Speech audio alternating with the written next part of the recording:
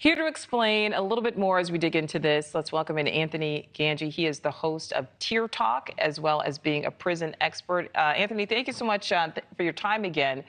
First of all, what is your reaction to hearing that faulty records are the reason behind one of these escapes and now one of these manhunts?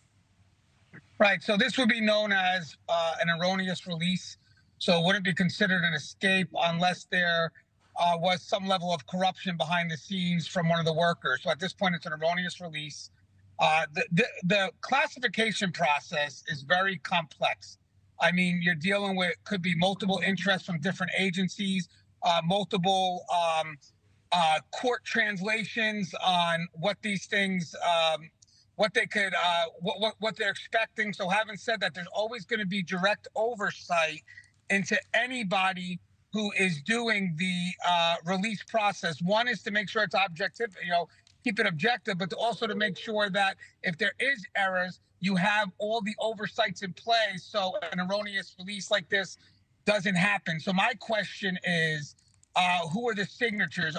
Is it just one employee that's just able to sign off, and then once that sign off is made, they're identified and released by the custody side, or are there multiple sign-offs in the process?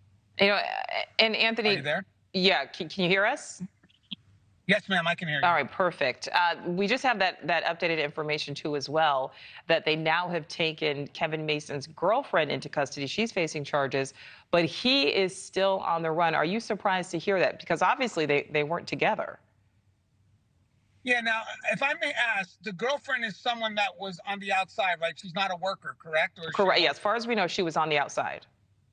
All right, so this to me is not a shock, because if he was released erroneously, then he would have probably been notified of the release, was able to have time to communicate with his loved one, and then they probably would have known at this point that there was a mistake. Because if this does happen, there usually could be an effort to reach out to the person to say, hey, this was a mistake. Are you going to be able to come back in? But at this point, if he's not coming back in, even though it's an erroneous release, it could shift to an escape now because of obviously his unwillingness to return.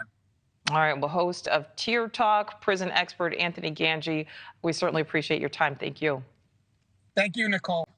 Thank you for watching. Go to newsnationnow.com to find News Nation on your television provider. And don't forget to click the red subscribe button below to get more of News Nation's fact-driven, unbiased coverage.